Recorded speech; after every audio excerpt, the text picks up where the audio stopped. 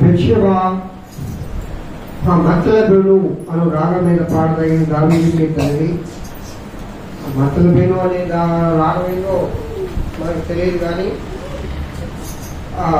అంటే ఈ కీర్తనలు ఇవి. దీనిలో ఎవరు పాడుతున్నాడంటే, దేవా నా పూర్ణ హృదయంతో నేను నిన్ను, ఏమంటున్నాడమ్మా, నా పూర్ణ హృదయంతో యెహోవా నిన్ను స్తుతించెదను. చెప్పండి చెప్పండమ్మా, నా పూర్ణ హృదయంతో యెహోవా నిన్ను స్తుతించెదను. ఇంకోసారి చెప్పండి,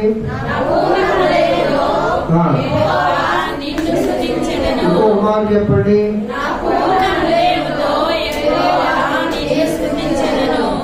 తర్వాత మీరు ఇంటి దగ్గర 2వ వచనం, 7వ వచనం, 8వ వచనం, 9వ వచనం, 10వ వచనం, 13వ వచనం, 14వ వచనం చదువుకోండి.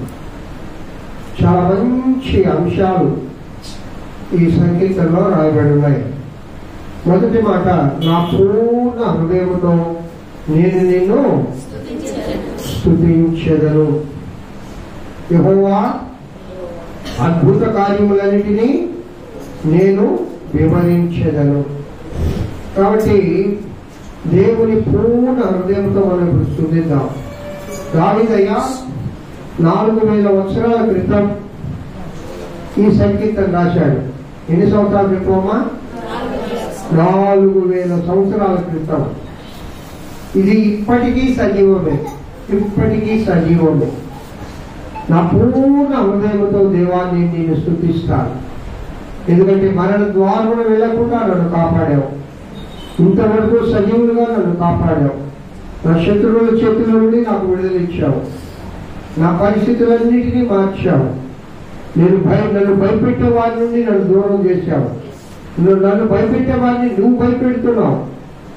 కాబట్టి దేవా, నా పూర్ణ హృదయంతో నేను నిన్ను స్తుతిస్తాను అని దావీదయ్య ఈ కీర్తన పాడినట్లుగా మనం కూడా పూర్ణ మనసుతోను, పూర్ణ ఆత్మతోను, పూర్ణ శక్తితోను దేవుని ఆరాధిద్దామా? అది చెప్పండి. ఎస్, దేవుని ఆరాధిద్దాం. అందరూ 2 చేతులు పైకెత్తి పూర్ణ హృదయంతో, పూర్ణ ఆత్మతో, పూర్ణ శక్తితో దేవుని ప్రార్థించండి, దేవుని స్తుతించండి, దేవుని స్తుతించండి. మీ స్వరములంతండి, మీ నాలుకను సడలించండి. ఇదిగో మీ యువాపరము దేవుని కల్పించండి. నిరంతరము నిరంతరము కీర్తనలు, నిరంతరము స్తుతించదగిన దేవుడు, నిరంతరము వాళ్ళను కాచేయ, నిత్యము నీకు సహాయం చేసే దేవుడు, నిత్యము నిత్యము నిత్యము నేను ఆదరించే ప్రభు, నేను ఆనందింపజేసే ప్రభు. నీ కష్టాలలో, నీ బాధలలో, నీ శోధనలలో, నీ వేదనలలో, నీ ప్రతి పరిస్థితులలో నీ తోడుగా ఉండి ఇదిగో నేనున్నానని నేను ఆదరిస్తూ, నేను నడిపిస్తూ, నేను బలపరుస్తున్నా ఆ ప్రభుకు స్తోత్రాలు చెప్పండి. అద్భుత కార్యాలు చేశాడు దేవుడు నీ జీవితంలో, అద్భుత కార్యం చేశాడు దేవుడు నీ జీవితంలో, నీ కుటుంబ జీవితంలో, నీ యొక్క పిల్లల పట్ల, నీ సంఘ జీవితంలో దేవుడు అద్భుత కార్యాలు చేశాడు. ఒక్కొక్క అద్భుత కార్యాలను తలుచుకుంటూ, అయ్యా నువ్వు నా పట్ల చేసిన అద్భుత కార్యాలను బట్టి అయ్యా నేను స్తుతిస్తూ ఉన్నాను, అయ్యా నేను నిన్ను ఆరాధిస్తూ ఉన్నాను, అయ్యా నేను నిన్ను కనపరుస్తూ ఉన్నాను. నా పూర్ణ హృదయంతో, నా పూర్ణ శక్తితో, నా పూర్ణ ఆత్మతో దేవా నిన్ను ఆరాధిస్తాను, నిన్ను ఆరాధిస్తాను, నిన్ను ఆరాధిస్తాను అని దేవుని ఆరాధించండి. హల్లెలూయా, హల్లెలూయా, హల్లెలూయా, హల్లెలూయా. యేసయ్యా చప్పట్లు కొట్టు దేవుని మహిమపరుద్దాం. అందరూ దేవుడు చేసిన అద్భుత కార్యాలను బట్టి, దేవుడు చేసిన ఆశ్చర్య కార్యాలను బట్టి, దేవుడు చేసిన ఘన కార్యాలను బట్టి, దేవుడు చేసిన మహోన్నతమైన కార్యాలను బట్టి, దేవుడు ఇచ్చిన స్వచ్ఛతను బట్టి, దేవుడు ఇచ్చిన కృపను బట్టి, దేవుడు ఇచ్చిన ఆయుష్ను బట్టి, దేవుడు ఇచ్చిన ఈ దినమును బట్టి, దేవుడు ఇచ్చిన ఈ సులభను బట్టి ఆ దేవునికి స్తోత్రం స్తోత్రం స్తోత్రం చెప్పండి ఎవరు మమ్మల్ని స్తోత్రం స్తోత్రం స్తోత్రం స్తోత్రం. హల్లెలూయా హల్లెలూయా హల్లెలూయా హల్లెలూయా యేసయ్యా నీవే సన్నుతి అందరూ కలిసి యేసయ్యా నీవే ఆరాధించుము.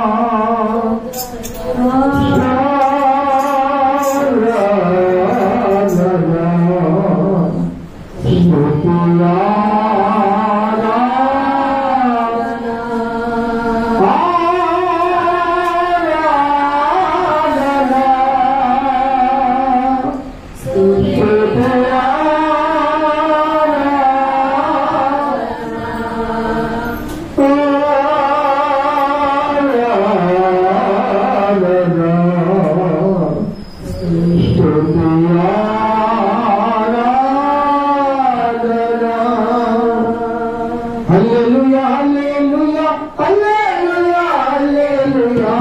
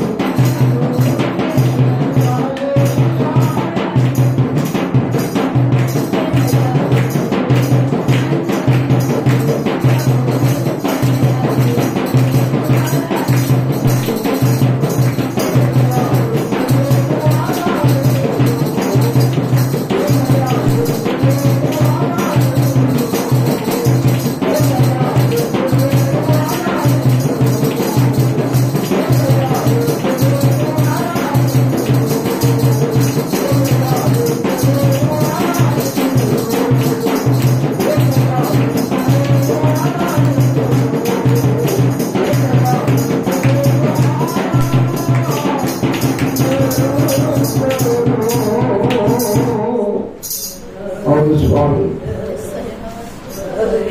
చేసిన చేసిన వేళను బట్టి ప్రభువా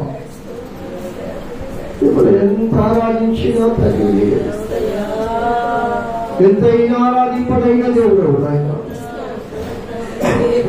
ఎంతైనా కనపరచగలిగిన దేవుడు, ఎంతైనా ఖండము ప్రభువా. ఘనత మహిమ ప్రభావంలో మీకు ఆరోపిస్తూ ఉన్నాం. పూజ్యుడా, పూజకు అర్హుడా, పూజింపదగిన దేవా, మా స్తుతి ఆరాధన ఆగ్రహించండి, ఆస్వాదించండి ప్రభు. మిమ్మల్ని ఆత్మతో సత్యంతో ఆరాధించిన వీళ్ళందరినీ దీవించమని ప్రభుని మీ మాటల ద్వారా, వాక్కు ద్వారా మాతో మాట్లాడమని యేసు నామమున వేడుకొంచున్నాను తండ్రి, ఆమేన్. హల్లెలూయా. స్తోత్రమమ్మా. అందరం కూర్చున్నాం. దేవుని నామమునకు మహిమ కలుగును గాక. మీ అందరికీ యేసుక్రీస్తు నామం పేరిట వందనాలు. అందరికీ వందనాలు చెప్పండమ్మా. అందరికీ మనఃపూర్వక వందనాలు. లేటుగా వచ్చిన కూడా మరి వందనాలు. ఆరాధన అయిన తర్వాత వచ్చిన కూడా మరి వందనాలు. దేవుని సన్నిధిలో ఆరాధనకు ఉన్న ప్రాముఖ్యత మరి దేనికి లేదు. యోమా ప్రభు సన్నిధిలో ఆయన ముఖ దర్శనం చేయాలన్నా, ఆయన ఆశీర్వాదం పొందాలన్నా, ఆయన దీవెనలు పొందాలన్నా వాక్యం తర్వాత నిన్ను నీవు సరి చేసుకుని దేవుని దర్శించే సమయం అది. దేవుని నువ్వు స్తుతిస్తూ ఉంటే ఆత్మతో సత్యంతో ప్రభువును ఆరాధిస్తూ ఉంటే ఆయనలో లీనమైపోయే సమయం అది. ఆ లీనమైపోయినప్పుడు ఆ దేవుడు అనుగ్రహించే ఆశీర్వాదాలట 4 రకాలుగా ఉంటాయి. భక్తుడు చెప్పాడు. ఎన్ని రకాలు ఉంటాయమ్మా చెప్పాలా? నేను గ్రేస్ తెలుగు వారి చర్చిలో మొట్టమొదటిగా ఓపెన్ తేదీ నేనమ్మ రిటైర్డ్ అయింది. మంచి ప్రార్థనకు మేము వెళ్ళాము. అక్కడ నన్ను దేవుని వాక్యం చెప్పడానికి వాళ్ళు ఎప్పుడో బుక్ చేస్తున్నారు. నేను నాకు ఏ శక్తి లేదు, చాలా బలహీనంగా ఉన్నా, అయినా కూడా మహిమకరంగా వాడుకుని నేను ఎందుకు జ్ఞాపకం చేస్తున్నానంటే ఆ వచ్చినంత పాస్టర్, ఆ పాస్టర్లు ఎంత రెస్పాండ్ అవుతున్నారంటే కావాలంటే నేను మీకు యూట్యూబ్ ఛానల్లో అప్లోడ్ చేస్తున్నా, ఏనండి. చప్పట్లు కొడుతూ స్తోత్రాలు చెబుతూ ప్రతి మాటకు రెస్పాండ్ అవుతున్నారు. మరి విశ్వాసం లేని మీరు ఇంకెంత రెస్పాండ్ కావాలా? పాప మీకు రుచించడం లేదేమో నా వాక్యం చాలా మందికి రుచిస్తా ఉంది. అక్కడ వాళ్ళు అక్కడ గ్రేస్ బాప్టిస్ట్ చర్చి నడిపించారు. ఎవరో తెలుసా? ఒక ఎంఆర్ఓ, ఒక తహసీల్దార్గా రిటైర్డ్ అయ్యి ఆయన కొడుకు అమెరికాలో ఉన్నాడు. వాళ్ళ భార్యాభర్తలు వాడికి బులింగ్ హాస్పిటల్ దగ్గర చాలా పెద్ద బిల్డింగ్ ఉంది. కానీ నర్పూర్లో ఒక స్థలం కొనుక్కొని అక్కడ చర్చి కట్టించుకొని వారు ప్రతి 9వ తేదీ దైవజనులందరినీ పిలిపించి ఆరాధన నడిపిస్తారు, భోజనాలు పెడతారు. నేను ఆయనలో చూసిన ఒక ప్రత్యేకత ఏంటంటే భోజనాలు కూడా వాళ్ళతో కలిసి తింటారు భార్య భర్తలు. మనలాగే భోజనాలు అయిపోయిన తర్వాత అక్కడ కుర్చీలో భార్య భర్తలు ఇద్దరు కూర్చొని అందరికీ ఒక్కొక్కరి కాలు పిలుస్తూ ఉంటారు దేవుడు. అది చేయాల్సిన పని ఆయనకి లేదు. ఇప్పుడు నాకు మా మిసెస్ కూడా లేదు. బాగానే దేవుడు ఆచరించాడు, డబ్బులు ఉన్నాయి. హాయిగా అసలు విశ్రాంతి సమయం ఇది. మేము విశ్రాంతి ఉద్యోగులే కదమ్మా, మా పేరేంటి విశ్రాంతి ఉద్యోగస్తులు అంటే విశ్రాంతి తీసుకోండి అని. కానీ విశ్రాంతి ఎప్పుడు ఉంటుందండి? ఇంట్లో గమ్ములు కూర్చుంటే విశ్రాంతి రాదు. ఆయమ అనారోగ్యం వస్తుంది. కష్టపడితే ఎప్పుడో ఏది లెక్కలేని ముసలు అయ్యేది ఇంకొంచెం యాక్టివ్గా పనిచేస్తుంటే ముసలు పారిపోతుంది. అసలు కుర్రోళ్ళు ఎంత యాక్టివ్గా పనిచేయాలా? నిజంగా ఆ ప్రతిష్ట ఆ యొక్క గూటం, ఆయన రెవరెండ్ డాక్టర్ గూటం గారు, ఆయన ప్రతిష్ట ఆ పాస్టర్ గారు అయితే అయ్యా మీరు చాలా సార్లు మా చర్చికి రావాలి, మీ వాక్యం మీరు సంపూర్ణంగా వినాలి అనేది మాకు స్పెషల్గా ఒక రూమ్లో భోజనాలు ఏర్పాటు చేసి వారందరూ చర్చిలో తింటే అంటే వాళ్ళు చూపించిన ప్రేమ గౌరవం చాలా గొప్పది. నేను అదంతా చెప్పడం లేదు, మీరు కూడా మా పట్ల చాలా ప్రేమ కలిగి ఉంటారు. రెస్పాండ్ కానీ దేవుడు వాక్యం చెప్పేటప్పుడు మీరు ఎంతైతే రెస్పాండ్ అవుతారో, మీరు ఎంతైతే స్తోత్రాలు చేస్తారో, మీరు ఎంతైతే తప్పట్లు కొడతారో అంత ఎక్కువగా దేవుని ఆత్మ మీతో మాట్లాడుతుంది. అంటే మీరు ఇంటున్నారు అని అర్థం. దిక్కులు చూడడం లేదు, వింటున్నారు అని అర్థం. నేను ఒక 30 or 40 minutes దేవుని వాక్యం చెప్తున్నాను. ఎంతసేపు ఎంత ఎక్కువ చెప్పినా మీరు వేరు. ఆ 40 minutes 30 minutes మనసు రంగం చేయండి. పరిశుద్ధాత్మ దేవుడు మీతో మాట్లాడను గాక. ఒకసారి చెప్పండి కదా, దేవుడి నామమునకు మహిమ కలుగును గాక. ఈమెను ప్రవక్త అయిన ఇర్మియా గారి జీవితం గురించి మనము ధ్యానం చేసుకోవాలని ఆత్మదేవుడు పిల్లలను ఇచ్చాడు. ప్రవక్త అయిన ఇర్మియా అంటే అర్థం ఎవరైనా తెలిస్తే చెప్తారా? ఇర్మియా అంటే పేరుకి అర్థం. నేను చెప్పాను చాలాసార్లు, బైబిల్ గ్రంథంలో ప్రతి పేరుకు ఒక అర్థం ఉంది. నేను చెప్పేటప్పుడు ఒక పని చేయండి, మీ బైబిల్ గ్రంథంలో ఆ ఇర్మియా అనే దగ్గర ఆ అర్థం రాసేసుకోండి, ఎప్పుడు మర్చిపోరు. యెషయా అని చెప్తే యెషయా గ్రంథం 1వ అధ్యాయంలో యెషయా దగ్గర ఆ అర్థం రాసేసుకోండి, మర్చిపోరు. ఇర్మియా అంటే అర్థం ఏంటంటే, అమ్మ నా వైపు వాళ్ళందరూ దేవుడు గొప్ప చేసిన వాడు చెప్పడమా? సరేనా? చెప్పు. ఇర్మియా అంటే దేవుడు గొప్ప చేసిన వాళ్ళు అంటే గొప్ప వాళ్ళు కావాలంటే ఎవరు కావాలి? ఏదైనా మా ఉదయం బాగాలేదు పాపం, చాలా అనారోగ్యంగా ఉన్నా నిజంగా ఆమె మొదటిగా ఆలయానికి వచ్చింది. కరెక్ట్ గా 10 గంటలకు ఆలయానికి వచ్చింది. ఏముందమ్మా అంటే ఈ విధంగా ఈ చెయ్యంతా కూడా చూడేయాలి కూడా మొత్తం నొప్పి. ఉదయం ఆహార్యం కూడా చెప్పింది, అందుకు అడిగే ఉదయం అనారోగ్యం ఉందంటారు. ఆ బిడ్డ గురించి సర్వంతా ప్రార్థన చేయాలి, దేవుడు ఆరోగ్యం ఇచ్చిన కాక. ఆమె చెప్పండి, దేవుడు గొప్ప చేసిన వాడు. ఇవి అయితే అర్థమైందమ్మా. నువ్వు గొప్పగా ఇలా కూడా బ్రతకాలంటే ఎవరు చేయాలా? ఎప్పుడు చేస్తాడమ్మా? వాళ్ళ ఎప్పుడు చేస్తాడు?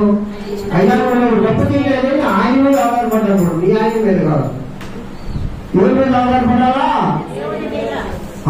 దేవా ఈ లోకంలో నన్ను గొప్పగా వాడుకో, నీ సేవలో ఫస్ట్ మాట మాట్లాడాలి. నీ భక్తిలో నన్ను గొప్పగా వాడుకో, ఆత్మీయతలో నన్ను గొప్ప చేయి, పరిశుద్ధతలో నన్ను గొప్ప చేయి. ఉదయమా ఎప్పుడైతే పర సంబంధమైన ఏమైందిరా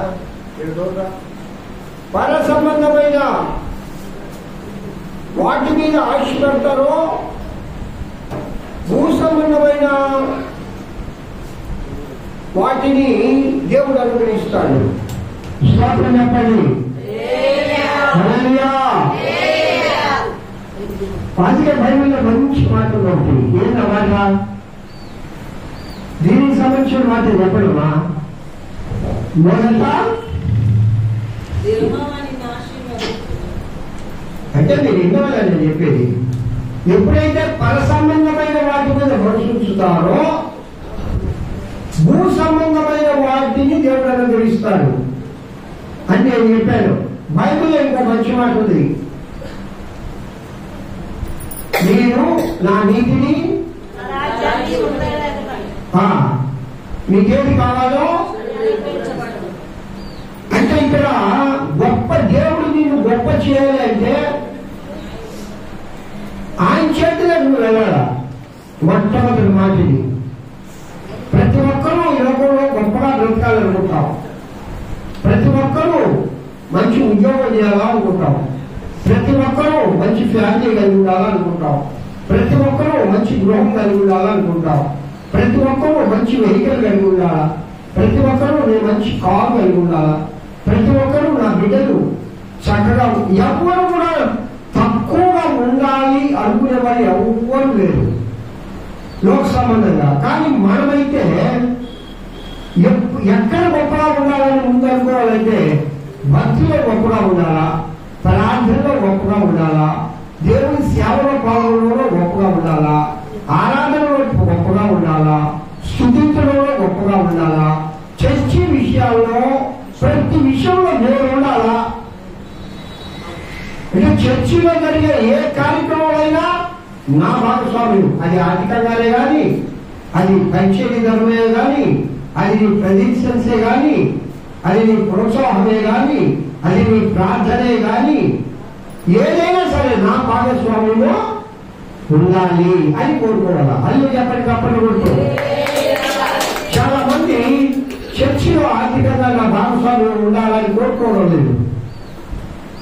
కోరుకోండి, 100 రూపాయలు ఇవ్వండి, 200 ఇవ్వండి, 50 రూపాయలు ఇవ్వండి. ప్రతి నెల ప్రభు సన్నిధికి 100 రూపాయలు తీస్తే దేవుడు దాన్ని 1000 రూపాయలుగా చేస్తాడు. నేను సంపాదించడంలే, ఏమి దేవుడు నీకు ఇవ్వడంలే, ఇస్తున్నాడు. నాకు ఏర్పాట్లే, ఎందుకు ఏర్పాటు నీక సాగు దేవుడు సన్నిధికి తీస్తే కదా సత్యం. నీ అప్పులు తీరాలన్నా, నీ బాధలు తీరాలన్నా, నీ కష్టాలు తీరాలన్నా, నువ్వు గొప్పగా నీ కుటుంబం బాగుండాలన్నా, నీ బిడ్డలు బాగుండాలన్నా, నీకు ఆరోగ్యం ఇవ్వాలన్నా దేవుని యొక్క సంఘంలో నువ్వు ఒక బాధ్యత తీసుకోవాలంటే. యాకోబు వాడు ఆయన ఉద్యోగం చేసేటప్పటి నుంచి ఇప్పటి వరకు నిజంగా అక్కడ ఉదయం చెప్పినట్టుగా ఆయన పరిస్థితి ఏమవుతుందో కూడా తెలియదు. కానీ మొట్టమొదటిగా కాను తీసుకుంటే రాయలమ్మా చర్చిలో కానుకి అంటాడు. మరి ఆయనకి ఆర్థికంగా ఎంత ఖర్చు ఉంటుందో తెలుసా? మెడిసిన్స్ ఎంత ఖర్చు ఉంది?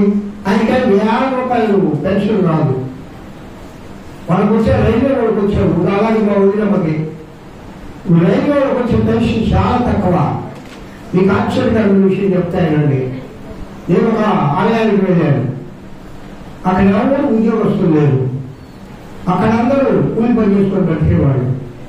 కానీ జగన్ టైంలో జగన్ ఇచ్చే 2000లో ఆ సంఘంలో 15 మంది పెన్షన్ తీసుకుంటారట. 15 మంది ఆ పెన్షన్ ₹200 తెచ్చి ₹3000 దేవుడికి ఇస్తారు. పెన్షన్ ఉంది కదా, పెన్షన్లో కూడా ఇవ్వాలా?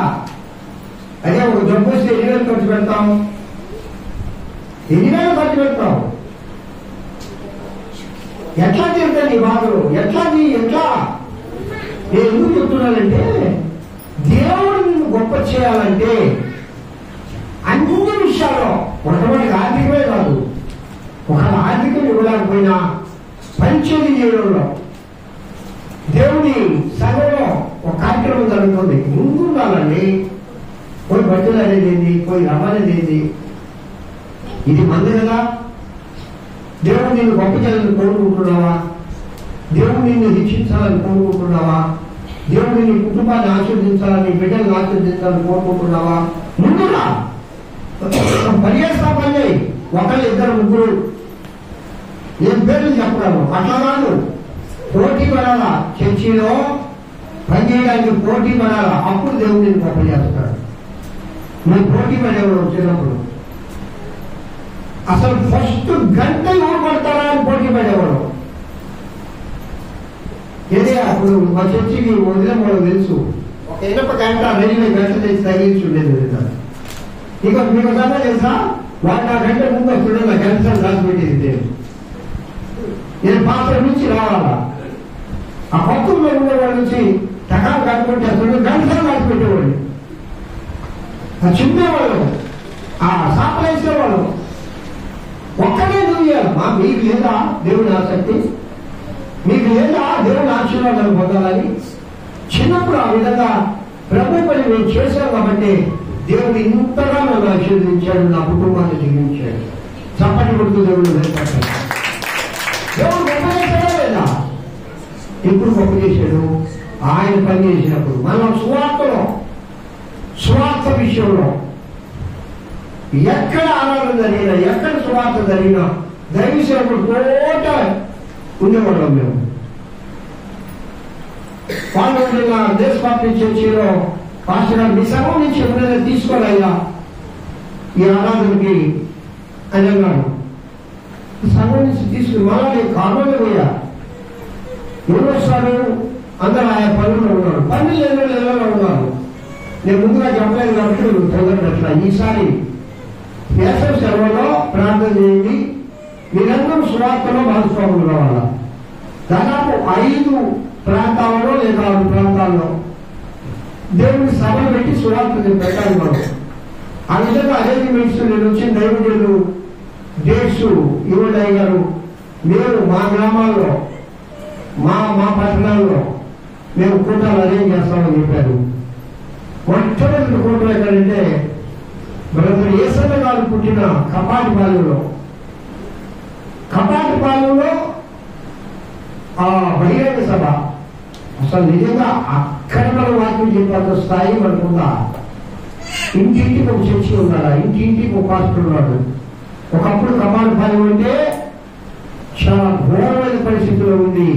ఈరోజు అక్కడ ఉన్న చర్చి లేవు, అక్కడ ఉన్న పాస్టర్లు లేవు. ప్రపంచంలోనే అత్యధికమైన దేవుని కృప పొందిన దేవుడు ఆ గడ్డ మీద పుట్టినోడే. అది చెప్పండి ఒకసారి. అప్పుడు మీరు అందరూ రావాలా. మేము ఆటోలు వేసి వస్తాం, మేము కార్లు అయితే వస్తాం. కాదా దేవుని కోసం ఖర్చు చేయడం నేర్చుకోండి, దేవుని కోసం కష్టపడడం నేర్చుకోండి, దేవుని కోసం రావడం నేర్చుకోండి. సెలవులోనే మీ పాఠశాల ఉన్నప్పుడు పనులు ఉన్నప్పుడు కాదు. ఆ విధంగా ఇంకొక 4 చోట్ల. కానీ ఎందుకు చెప్తున్నానంటే దేవుడు నిన్ను గొప్ప చేయాలి అంటే పనిలో మనం భాగస్వాములు. ఇప్పుడు మోకాలు నొప్పులు నడవలేదు, ఇప్పుడు కానీ డబ్బులు ఎట్లా ఉంటుందో చూసిగా నేను పాపం నడవలాంటినే ఉంది. అలాంటి వాళ్ళు నేను కష్టపెట్టను, అలాంటి వాళ్ళు రమ్మన్నాడు.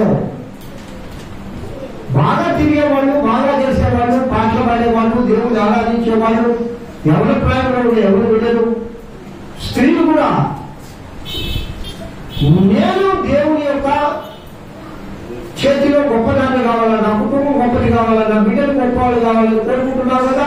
నా భర్త మంచివాడు కావాలా, నా భర్త గొప్పవాడు కావాలా, నా కుటుంబం గొప్పది కావాలా, నాకుండే ఆర్థిక ఇబ్బందులు కోరుకుంటున్నావు కదా. మరి దేవుని పని చేయడానికి ఎందుకు ఎదురాడుతున్నావు? దేవుని పనిలో ముందెందుకు నిలబడలేదు? మన పక్షాన ఆయా ప్రాంతాల్లో దేవుని స్వార్థ తాగడానికి దేవుడి దాసుడు ఎన్నుకున్నాడు. మరి దైవదాసుడు సపోర్ట్ గా మీరు ఎందుకు రావట్లేదు? గొప్ప ఆశీర్వాదాలు మనకు వస్తాయి, మన సంఘానికి వస్తాయి, మన సంఘంలో కుటుంబాలకు వస్తాయి. దేవుడు మిమ్మల్ని గొప్ప చేస్తాడు. అదే నువ్వు చెప్పండి, మరోసారి చెప్పండి. ఇర్మియా అంటే అర్థమేంటమ్మా? దేవుడు గొప్ప చేసిన వాడు. మరి దేవుడు మీరు గొప్ప చేయాలంటే ముందు దేవుడిని గొప్ప చేయండి, దేవుణ్ణి గణపరచండి, దేవుణ్ణి మహిమపరచండి, దేవుణ్ణి ఆరాధించండి, దైవికమైన కార్యాలను చురుగ్గా పాల్గొండి, దేవుని స్వార్థను సాగడానికి ముందు ఉండండి. ఇంకొకసారి చెప్పనా, ప్రార్థన చేయండి. ఒకవేళ కళ్యాణం లాంటి వాళ్ళు, ప్రేమ లాంటి వాళ్ళు, రాయలమ్మ లాంటి వాళ్ళు, మన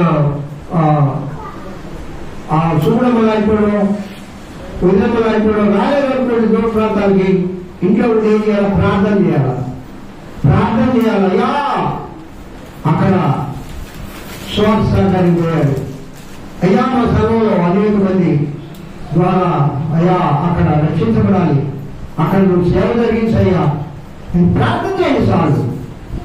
ప్రార్థన చేస్తే దేవుడు నిన్ను గొప్ప చేస్తాడు, సంఘాన్ని గొప్ప చేస్తాడు, సంఘంలో బిడ్డలు గొప్ప చేస్తాడు, నీ కుటుంబాన్ని గొప్ప చేస్తాడు.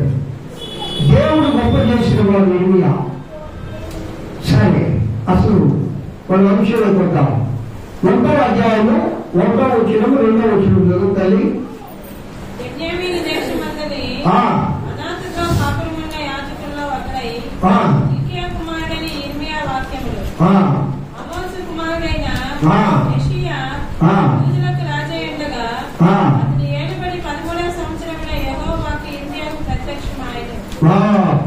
అమ్మా చాలు. ఎన్నో సంవత్సరాలు అమ్మా? 13 సంవత్సరాలు దేవుడు ప్రత్యక్షమవుతాడా? 13 సంవత్సరాలుగా దేవుడు ప్రత్యక్షమయ్యాడట. అంటే 13 అంటే అర్థం ఏంటంటే బాల్య దశ ఇంకా ముగించలా. బాల్య దశ అంటే ఎన్ని సంవత్సరాల వరకు ఆలయమా? బాల్యం ఎవరు వచ్చేది? ఎన్ని సంవత్సరాలకి? బాల్యం తర్వాత ఎవరు? ఇప్పుడు పెళ్లి చేయాలంటే ఎవరు దశకు వస్తారు కదా, చేసేదా? 18 సంవత్సరాలు. నీ ఓటకు వచ్చే ఏంటంటే ఎన్ని సంవత్సరాలు? ఓటకు లేవాడిని దేవుడు ఎన్నుకున్నాడు. అదే చెప్పండి ఒకసారి. ప్రభుత్వం గుర్తించడమైనా, లోకస్తులు గుర్తించడమైనా, లోకం గుర్తించడమైనా దేవుడు కోరుకున్నాడు. నేను చాలా చెప్పమ్మా, కుర్చీలు ఆడ అన్ని కుర్చీలు ఒకదాని మీద ఒకటి లేకపోతే కుర్చీలు బయట చేస్తే కూర్చోడు కదా. ఎవరైనా వచ్చినప్పుడు ఒక రాను ఆ కుర్చీ తీరు విచిత్రంగా ఉంటుంది. ఆ బయటకి ఎన్నిసార్లు చెప్పాను, తీరస్తాను కుర్చీ లేడో కూడా చూపిస్తాడ. సాపరేటర్లో కుర్చీ లేడో ఒకటే వాడుకోండి. హల్లే చెప్పండి. హల్లెలూయా హల్లెలూయా హల్లెలూయా హల్లెలూయా.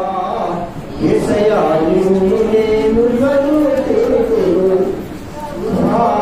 యేసయ్యా నిన్ను యేసయ్యా నిన్ను నేను స్తుతింతును.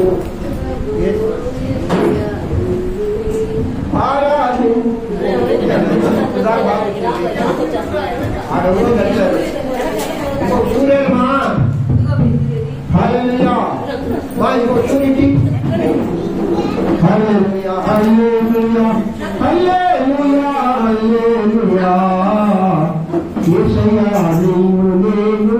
సర్వతులు. హల్లెలూయా. ఇది ఇతంగా అది బాగా ఎక్కడో ఆఫ్ చేసేయాలి. ప్రియా దేవుడు బిడ్డారా, ఇర్మియాను దేవుడు ఎన్ని సంవత్సరాలు దర్శించాడు? ఇర్మియా చరిత్ర చాలా ఉంది, మీరు చక్కగా వింటారంటే చెప్తా. ఇర్మియా దేవుడు ఎన్ని సంవత్సరాలు దర్శించాడమ్మా? 13 సంవత్సరాలు బాలుడై ఉన్నప్పుడే. హల్లెలూయా. Praise the lord. ఏమైంది ఎందుకు తగ్గిస్తున్నారు? వెనక ఈ బాక్సులు వైరు ప్రియా దేవుడు బిడ్డారా, ఇర్మియాను దేవుడు 13 సంవత్సరాలప్పుడే దర్శించాడు. వినండి, ఎన్ని సంవత్సరాలప్పుడమ్మా? 13 సంవత్సరాలప్పుడు బాల్య దశలో. అంటే ఎన్నో క్లాస్ చదువుతుంటారు? 8వ క్లాసు ఏజీ. అంటే దేవుడికి ఏజ్తో సంబంధం లే. దేవుడు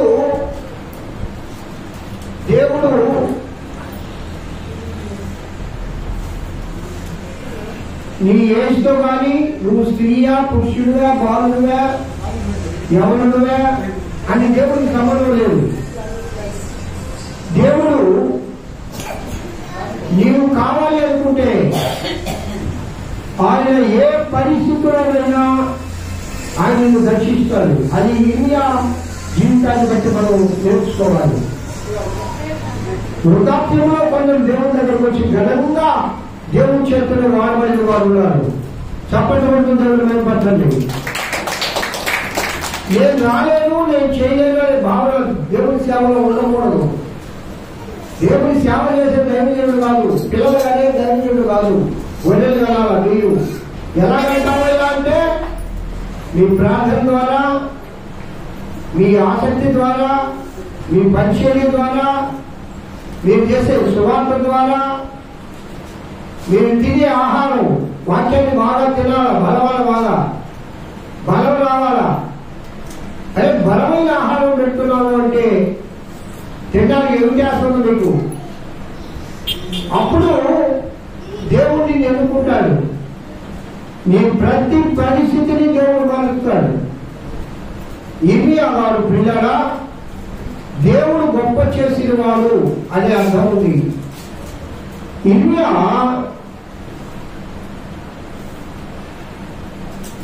ఆయన పరిచర్యలో 3 భాగాలు చూడవచ్చు మనం. ఇర్మియా పరిచర్యలో మొట్టమొదటిది 627వ సంవత్సరం నుండి 605వ సంవత్సరం వరకు అష్షూరు, ఐగుప్తు, యూదులు భీతి చెందిన కాలం. అసలు ఇర్మియా ఏ కాలంలో సేవ చేశాడో చెప్పంటారా? 70 సంవత్సరాలు. ఇజ్రాయేలీలకు చీకటి కాలం అనేది వచ్చింది. ఇజ్రాయేల్ చరిత్రలో చీకటి కాలము అనేది దాన్ని రాసి పెట్టుకోండి. చీకటి కాలము 70 సంవత్సరాలు వారు బానిసలుగా పట్టుబడ్డారు. అప్పుడు వారికి రాజులు లేరు, వారికి న్యాయాధిపతులు లేరు, వారికి ఎవరు లేరు. దుఃఖ సంవత్సరంలో మునిగిపోయారు. ఏమిటి? ఐగుప్తులో 430 సంవత్సరాలు కాదు. ఐగుప్తు నుండి కనానుకు వెళ్ళిన తర్వాత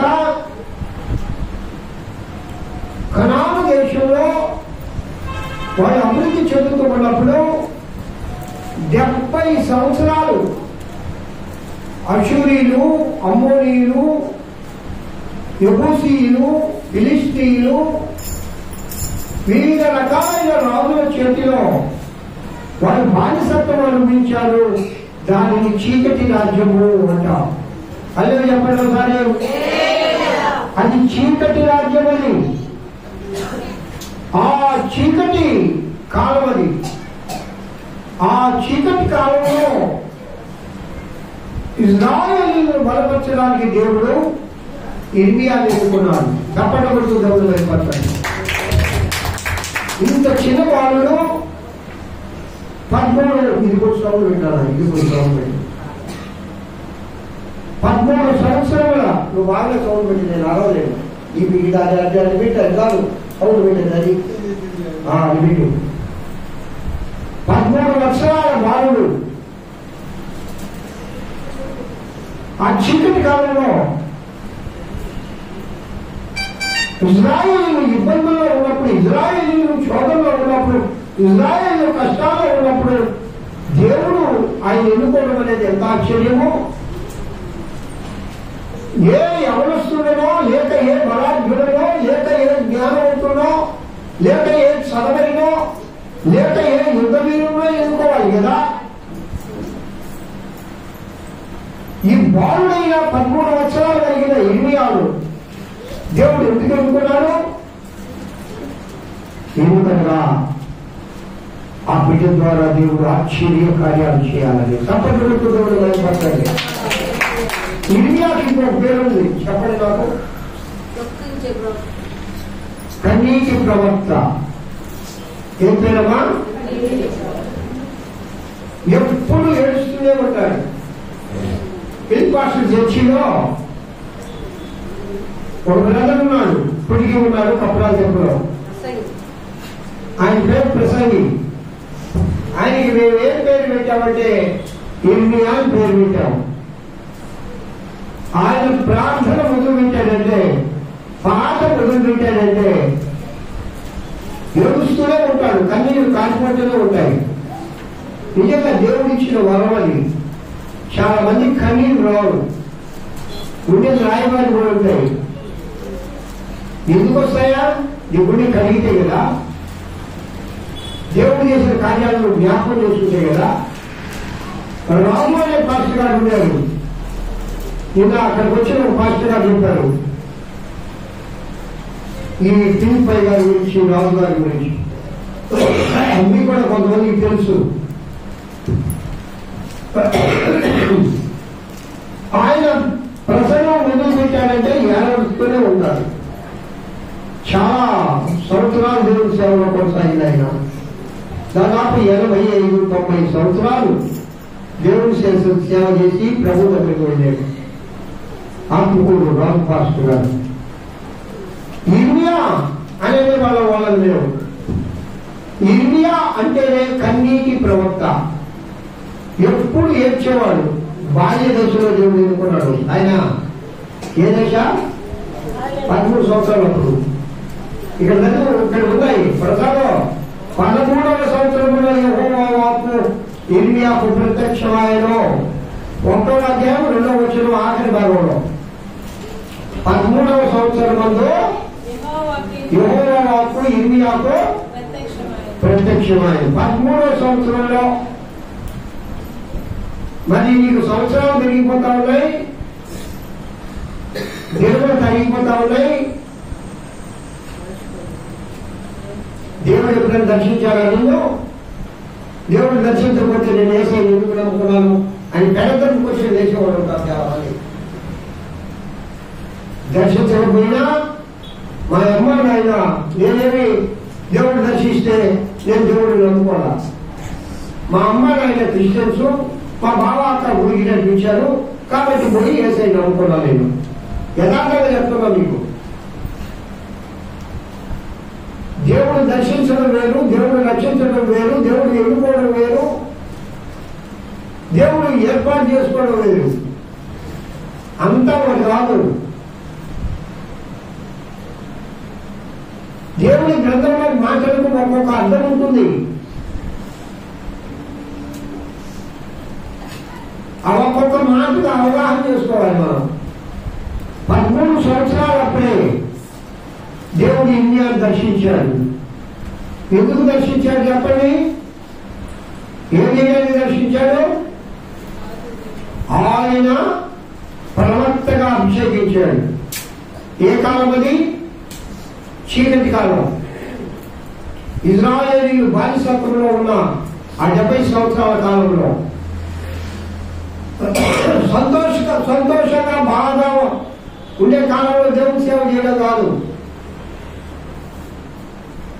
కారులో వెళ్ళి, మోటార్ సైకిల్లో వెళ్ళి, జలసాగా ఉండి, ఏసీ రూమ్లో కూర్చొని లాస్ట్కి ఏసీ చర్చలు కోరుకునే వాళ్ళు ఎక్కువైపోయారు. ఇప్పుడు కొంచెమా శవటి అసలు మేము చర్చికి రావు. అమ్మ ఏమయ్యంటే దాన్ని ఏసీ చర్చికి మానవులు ఎలా తయారైపోయారంటే సుఖం కోరుకుంటున్నారు భక్తులతో. నీకు దేవుడు ఏదైతే ఇచ్చాడో అక్కడ ఉండి చాలు, అక్కడ దేవుడు ఆరాధించు. ఇప్పటి వరకు ఇక్కడ నుండి ఆ పక్కన ఏసి చర్చి కంటే దాంట్లో వెళ్ళిపోతే అట్లా పోయిన చాలా మంది ఉన్నారు. కాబట్టి ఆయా ప్రాంతాల్లో దైవజనులు నాకు చెప్పారు, అయ్యా నేను ఊరు వాడాడుగా తిరిగి సైకిల్ కూడా లేదయ్యా, కాళ్ళతో తిరిగి వాళ్ళు రక్షించుకున్న 10 కుటుంబాలు. అంతా మహామోడు ఏసీ చర్చి కట్టాడయ్యా, అందరూ వెళ్ళిపోయారయ్యా. ఎంత దుఃఖం అది. 25 పోరాకి దగ్గర ఫ్యాన్ కూడా లేదా. నీ సంఘం రక్షించిన దైవజనుడిని, నీకోసం కన్నీరు కాచిన దైవజనుడిని, నీకోసం వస్తువుని దైవజనుడిని, నీకోసం నిరంతరం ప్రార్థించే దైవజనుడిని సంఘాన్ని వదిలి సుఖాన్ని కోరుకొని వేరే దాంట్లో పోతే నువ్వు రక్షణ ఉంటావా? దేవుడి కృపని దొరికిందనే అంతే. ఇక్కడ ఇదిగా దేవుడు ఏ పరిస్థితులు ఎదుర్కొన్నాడంటే, కష్టకాలంలో, చీకటి కాలంలో, ఇజ్రాయేలీలు చీకటి కాలంలో దేవుడు విషయాన్ని ప్రవక్తగా ఎన్నుకున్నాడు. అలా చెప్పడం కానీ చెప్పనట్టు దేవుడు భయపట్టండి. ప్రియగా 3 కాలాలు. ఒకటి ఆ క్రీస్తు పూర్వం 627 నుంచి క్రీస్తు పూర్వం 605 సంవత్సరాల వరకు. రెండవ కాలము క్రీస్తు పూర్వం 605 నుండి 586 వరకు యూదాను బబులోను జయించి నాశనం చేసిన కాలం. యూదాను బబులోను జయించి నాశనం చేసిన కాలం రెండవ కాలం.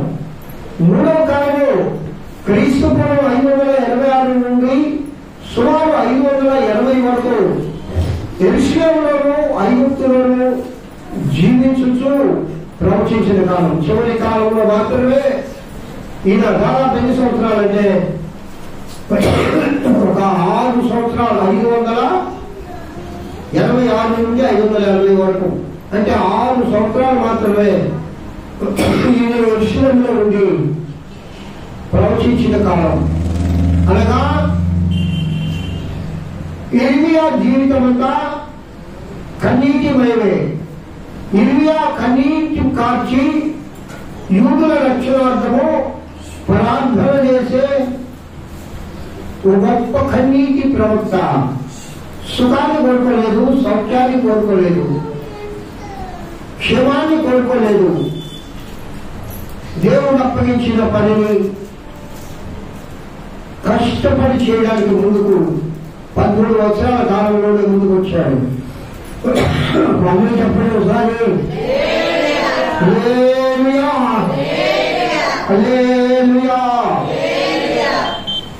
ఒక పాట పాడమ్మా, హల్లెలూయా హల్లెలూయా హల్లెలూయా.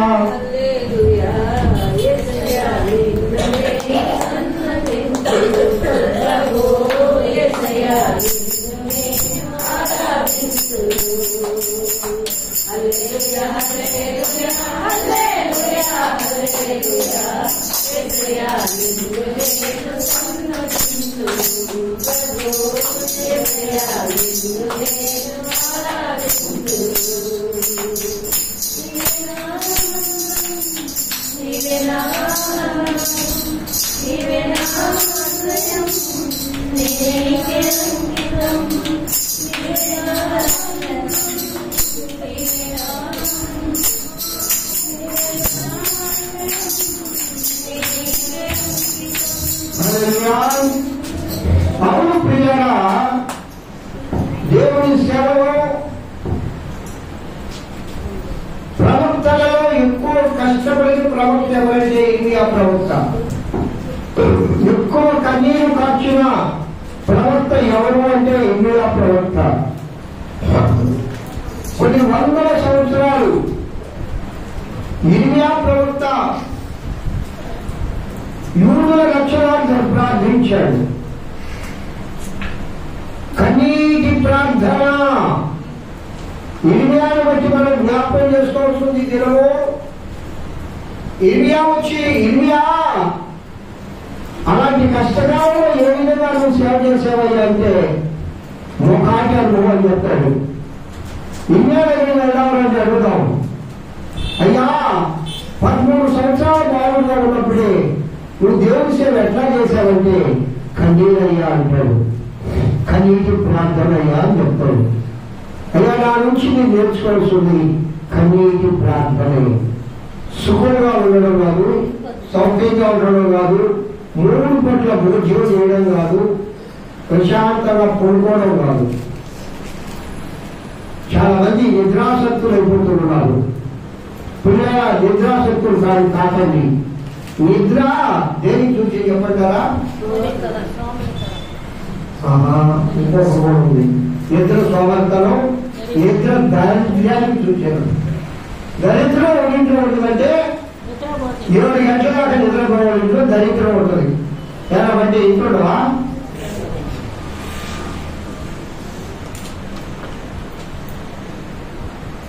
ఆరోగ్యము ఆశీర్వాదం ఎవరింట్లో ఉంటుందంటే 4:30 నుంచి 5 గంటలు మేలుకొని ప్రార్థన చేసే వాళ్ళ ఇంట్లో ఆరోగ్యం ఉంటుంది, ఆశీర్వాదం ఉంటుంది. తప్పని ఉంటుంది. ఎవరు భయపడతారు? నిద్రాహారాలు మాని ఇండియా గారిని ప్రార్థన చేశాడు.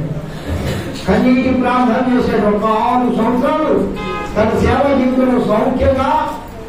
యెరూషలేము నుండి యూదా రాజ్యం ఏర్పడింది కాబట్టి యెరూషలేములో ఆ 6 సంవత్సరాలు మాత్రమే కొంచెం సౌఖ్యంగా ఉండగలిగాడు వృద్ధాప్యంలో. ఆ దినాల్లో ఏలియా, ఎలీషా ఇలాంటి భక్తులు అందరూ కూడా పిల్లరా వాళ్ళ వాహనాలు లేవు, ఏరోప్లేన్లు లేవు, గుర్రాలు లేవు, గాడిలు లేవు. వాళ్ళ వాహనం లేదో చెప్పంటారా? దేవుడి ఇచ్చిన 2 కాళ్ళే. చప్పటి కొడుతూ దేవుడు వెళ్ళిపోతాడు. అయితే దేవుడు మనకు చాలా సౌఖ్యం ఇచ్చాడు. స్వార్థ పోదామంటే ఒక ఆటోలో, ఒక కారులో, ఒక లారీలో, ఒక బస్సులో మాట్లాడుకొని పోతాం. మనం నడిచి స్వార్థ చేయమని ఎప్పుడు చెప్పం. మన ప్రియం కూడా చాలా అనుభవం లేదు మన సంఘానికి, సదస్సులకు. దానికి రావడానికి కూడా కొందరు బతకం. కొందరికి నేనంటాను దాని బతకం అని దాని ఇంకొక పర్యాయ పదం చెప్పాలంటే ఏంది? దానికి పర్యాయ పదం మీరే చెప్పండి, నేను చెప్పకూడదు.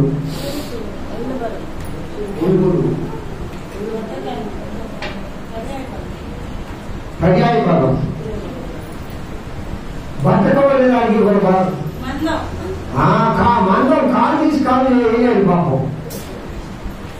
ఇంట్లో టీవీలో కొంచెం సీరియల్ చెప్పాలి. అమ్మ వదిలమ్మా ఏం చెప్పాలి? అవునమ్మా అయ్యా ఎన్ని గంటలకే అమ్మ 7 నుంచి అమ్మ 9 మనసు ఆ టైం వస్తారు. అదే చెప్పంటారు. దాన్ని సీరియల్ చూసే బుద్ధి ఉంటే మానుకోండి. ఇంకా సీరియల్ చూసే బుద్ధి ఉంటే మానుకోండి. నేను ఎందుకు చెప్తున్నానంటే సీరియల్లో ఏ మంచి లేదు. మీకు పొద్దు నడవలేదా? పొద్దు నడవలేదా? పొద్దు నడవలేదా? పొద్దు నడవకపోతే ప్రార్థన చేయి. చదువు వస్తే బైబిల్ చదువు. అప్పుడు నీకు ప్రార్థన చేస్తే నీకు ఆరోగ్యం, నీ కుటుంబానికి ఆరోగ్యం, నీ బిడ్డలకు ఆరోగ్యం, నీ కుటుంబానికి ఆశీర్వాదం, నీ కుటుంబంలో ఉన్న కుటుంబం తీరిపోతాయి. సంఘం కోసము, దైవజీవుల కోసము, దైవజీవుల కోసం ప్రార్థన చేయండి. పర్వత ఆశీర్వాదాలు పొందండి. ప్రియాల ఇర్మియా గారి గురించి మనం తెలుసుకోవాల్సిన గొప్ప విషయం ఏంటంటే, ఒక మంచి విషయం ఏంటంటే 13 సంవత్సరాల అప్పుడు పిలువబడి దాదాపు తన సేవా జీవితంలో కొన్ని సంవత్సరాలు కన్నీటి ప్రార్థన చేశాడు. ఏడ్చాడు. ఏడుపు ప్రవక్తగా ముద్ర వేయబడ్డాడు. ఆఖరి 6 సంవత్సరాలు ఎప్పుడైతే చీకటి కాలము వెళ్ళి ఆ 70 సంవత్సరాల బానిసత్వం నుండి విడుదల పొందారో యూదులు, అప్పుడు యెరూషలేములో 6 సంవత్సరాలు మాత్రమే వృద్ధాప్యంలో కొంచెం సౌఖ్యంగా ఉన్నాడు. అప్పుడు కూడా ఏడ్చేవాడే. ఎవరి ఇజ్రాయేలీయుల చరిత్ర గ్రంథంలో ఒక గొప్ప మాట రాశారంట. బాగా అయినండి, ఇజ్రాయేలీయుల చరిత్ర గ్రంథంలో ఒక గొప్ప మాట రాశారంట. యెహోవా దేవుడు మమ్మల్ని విడుదల చేయడానికి, చీకటి కాలం నుండి రప్పించడానికి ఒకే ఒక్కరు కారణం, ఆయనే యిర్మీయా ప్రవక్త. చప్పటి కొడుతూ దూరం అయిపోతాడు. ఆ విధంగా నీ గురించి ఎవరైనా చెప్తారా? అమ్మా, కష్టాల్లో ఉన్నప్పుడు, నేను బాధల్లో ఉన్నప్పుడు, నేను శోధనలో ఉన్నప్పుడు, నేను జ్ఞాపకం ఉన్నప్పుడు, అదో వాళ్ళు వచ్చి నా గురించి ప్రార్థించారు. అది ఆ తల్లి నా గురించి ప్రార్థించారు. అది ఆ సహోదరుడు నా గురించి ప్రార్థించారు. అది ఆ దైవజనుడి నుంచి నన్ను దర్శించాడు. అది ఆ దైవజనుడు నాకు ధైర్యం చెప్పాడు. ఆ దైవజనుడు నన్ను ఆదరించింది అని దైవజనుడుగా మేము, విశ్వాసంగా మీరు ఇలాంటి సాక్ష్యం అనుకుందా? ఇజ్రాయేలీయుల గ్రంథంలో యిర్మీయా గారి గురించి వాళ్ళు గొప్పగా రాసుకున్నారంట. ఆ చీకటి కాలంలో, విడుదల కాలంలో విడుదల మాకు వచ్చిందంటే యెహోవా దేవుడి కృప మీరు పొందగలిగామంటే యిర్మీయా గారి కన్నీటి ప్రార్థన. చప్పట్లు కొడుతూ దేవుడు వెలుపరచాలి. కాబట్టి ప్రియగా దేవుడు నేను ఎన్నుకున్నాడు, దేవుడు నేను పిలిచాడు, దేవుడు నేను ఆయన యొక్క ప్రియ బిడ్డగా ఆయన నిన్ను అభిషేకించాడు. ఆయన సంఘంలో సభ్యత్వం ఇచ్చాడు. ఆయన సంఘంలో నేను ఒక సభ్యురాలుగా చేశాడు. ఈ పరిస్థితులలో నువ్వేం చేయాలంటే, యిర్మీయాను దేవుడు ఎన్నుకున్నప్పుడు యిర్మీయా ఏ విధంగా ఆ కార్యాన్ని నెరవేర్చాడో మనం కూడా కార్యములను నెరవేర్చాలి. అన్నీ చెప్పండి. దేవుడికి ఇచ్చిన బాధ్యత ఒకరికి ఒక బాధ్యత ఇచ్చాడు. అయ్యా దేవుడు నాకు ఈ బాధ్యత ఇచ్చాడు అని చెప్తారు. మీరు ఏ బాధ్యత తీసుకుంటున్నారు? సంఘంలో మీరు ఏ బాధ్యత తీసుకుంటున్నారు? నేను ప్రార్థించే బాధ్యత తీసుకుంటున్నానయ్యా. నేను ఎక్కడ ఆరాధన సంఘంలో నేను వచ్చే బాధ్యత తీసుకుంటున్నానయ్యా. నేను కన్నీటి ప్రార్థన చేస్తానయ్యా. నేను పరిచయం చేస్తానయ్యా. నేను సంఘాలంతా ఇక్కడ నేను వచ్చేసరికి బిడ్డలిద్దరూ చక్కగా రాత్రికాల సమయంలో వచ్చి అంత శుభ్రంగా కడిగి ఇదిగో చక్కగా అమర్చి పెట్టారు. ఆ విధంగా బిడ్డలు చేస్తున్నారు. ఆ కార్యం మేము తీసుకున్నాం, మేము చేస్తామయ్యా. ఒక బాధ్యత తీసుకొని యిర్మీయా ఒక బాధ్యత తీసుకున్నారు. చీకటి కాలంలో దేవుడు పిలిచాడు. 13 సంవత్సరాలు అప్పుడే దేవుడు ఇచ్చిన బాధ్యత నెరవేర్చాడు. దేవుడు నీకు కొన్ని బాధ్యతలు ఇచ్చినాడు సంఘంలో. నీ కుటుంబం ఎందుకు ఇంకా కన్నీటి సంఘంలో ఉంది? ఎందుకు కష్టాల్లో ఉంది? ఎందుకు చోట్లలో ఉంది? ఎందుకు బాధలో ఉంది? కుటుంబంలో ఇంకా మారుమనసు పొందని బిడ్డలు ఎందుకున్నారంటే నువ్వు ప్రార్థన చేయడం లేదు. ప్రార్థన అంటే దానికి చాలా పొడుగు పదం ఉంది. మామూలుగా తినేటప్పుడు, పడుకునేటప్పుడు, లేచినప్పుడు చేసేది ప్రార్థన కాదు. ఆయన పోయేటప్పుడు మా ఆయన పెట్టి ముసికేస్తుంది. ఎక్కడ పోవాలంటే ఇటు ముసికేస్తుంది. ప్రార్థన చేసుకుంటుందని అనుకుంటాను. అది ప్రార్థన చేయండి అంటే తప్పని చెప్పను. ఎక్కడ వెళ్ళేటప్పుడైనా ప్రార్థన చేసుకోవాలి. కానీ దాన్ని నేను ప్రార్థన అనను. ఒక టైం పట్టుకొని 1 గంట 2 గంటలు కన్నీరు కాచి ఒక అంశం కోసం ప్రార్థించాలి. అది ప్రార్థన అంటే. యిర్మీయా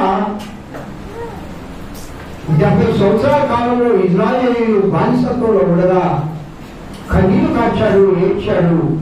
దేవుడు వారిని విడుదల చేసేటట్లుగా దేవుడి మనసు మార్చాడు. తప్పటి కొడుతూ దేవుడు వెళ్ళిపోతాడు.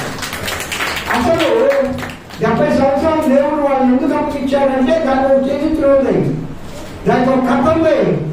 వాళ్ళు చేసుకునే వాళ్ళని విడిచేది చేసుకున్నంత దేవుడి మాట వెనుక దేవుడు చూపిన కొరబలు పోగొట్టుకొని వ్యతిరేకంగా విగ్రహారాధన చేస్తూ దేవతలను పూజిస్తూ దేవుడిని మర్చిపోయారు. కాబట్టి దేవుడు వాళ్ళ గుడిపాఠం చెప్పే 70 సంవత్సరాలు బాధ్యతతో అప్పుడు తెలుసుకున్నాం. తప్పని కొట్టు దేవుడు భయపరచండి. చాలాసార్లు నీతో కూడా దేవుడు మాట్లాడుతూ ఉన్నాడు. చాలాసార్లు నీకుంటే ఈ బాధ ఎందుకు, నీకుంటే ఈ కష్టం ఎందుకు, నీకుంటే ఈ శోధన ఎందుకు, నీకుంటే ఈ వ్యాధి ఎందుకు, నీ కుటుంబంలో ఎందుకు శాంతి లేదు, నీ కుటుంబంలో ఎందుకు సమాధానం లేదు. నువ్వు దేవుడు మాట్లాడడం లేదు, దేవుడు చెప్పినట్లుగా నడవడం లేదు, దేవుడికి తగిన సమయం ఇవ్వడం లేదు, నువ్వు ప్రార్థన చేయడం లేదు, నిన్ను నువ్వు దేవుడి దగ్గర పని చేసుకోవడం లేదు, నిన్ను నువ్వు దేవుడి దగ్గర తగ్గించుకోవడం లేదు, నిన్ను నువ్వు ప్రభు దగ్గర ఆ ప్రభు నేను నీకు ఎలా బ్రతుకుతాను అనే నిబద్ధత నువ్వు లేదు. కాబట్టి నువ్వు ఆ బాధలు చూస్తున్నావు. అది విడుదల కలగాలంటే ఏంటి అలాగా కన్నీటి ప్రార్థన చేయాలి. తప్పని ఉంటుంది పట్టదు.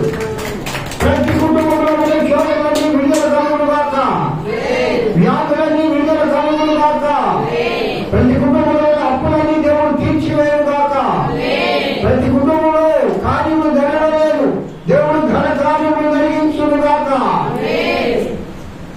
ఆమెనంటే కుదరదు. ఆమెనంటే అర్థం చెప్పంటారా, నేను ప్రార్థన చేస్తాను అని దేవుడు సన్నిధిలో ఒప్పుకున్నాడు. ఈ అడ్డకి ఎన్ని పాత్రకారా ఇంటికి ఇస్తారా, అట్లా ఇరికిస్తావు మేము. మా పని అది ఏమా, మా పని ఏంది, మేము మార్గాన్ని రావాలి. ఇప్పుడు ఆమెలో ప్రభు సన్నిధిలో ఒక గంట ప్రార్థన చేయండి, ఒక గంట ప్రార్థన చేయి. ఇప్పుడు తల్లి, ఇప్పుడు తల్లి, ఇప్పుడు సహోదరుడు, ఇప్పుడు సహోదరి, ఒక గంట ప్రభు సన్నిధిలో ప్రార్థించు. ఏదో కన్నీరు కాచు. ఇది అలాగా విడుదల కలుగుతుంది నీ జీవితం, విడుదల కలుగుతుంది నీ కుటుంబం, జరగాల్సిన కార్యాలన్నీ జరుగుతాయి. సోమరైపోతున్నావు. సోమర్థాలు ప్రాంతం దగ్గర వస్తుంది, పని దగ్గర రాదు.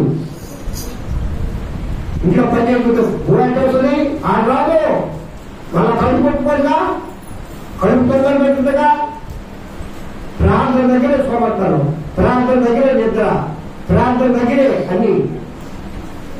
ప్రార్థన అంటే అన్ని పనులు జ్ఞాపకం వస్తాయి. కాదు కాదు కాదు కాదు కాదు. ఎందుకు ఈ శాపం అనిపిస్తున్నావు? ఎందుకు కుటుంబంలో ఆశీర్వాదం లేదు? ఎందుకు కుటుంబంలో సమృద్ధి లేదు? ఎందుకు కుటుంబంలో సంతోషం లేదు? ఎందుకు కుటుంబంలో కార్యాలు జరగడం లేదు? ఎందుకు కుటుంబంలో ఇంకా చాలా మంది బాధపడిపోలేదు? ఎందుకు కుటుంబంలో లేదు? ఈ సగంలో మా సగంలో నూతనాత్మ ఎందుకు రాదు? ఒక్కొక్క ఒక్కొక్క అంశాన్ని పెట్టుకొని ఒక గంట సేపు ప్రార్థించరు కాక. అదే చెప్పడమా? అందరూ చెప్పండి, ఇంకోసారి చెప్పండి, ఇంకోసారి చెప్పండి.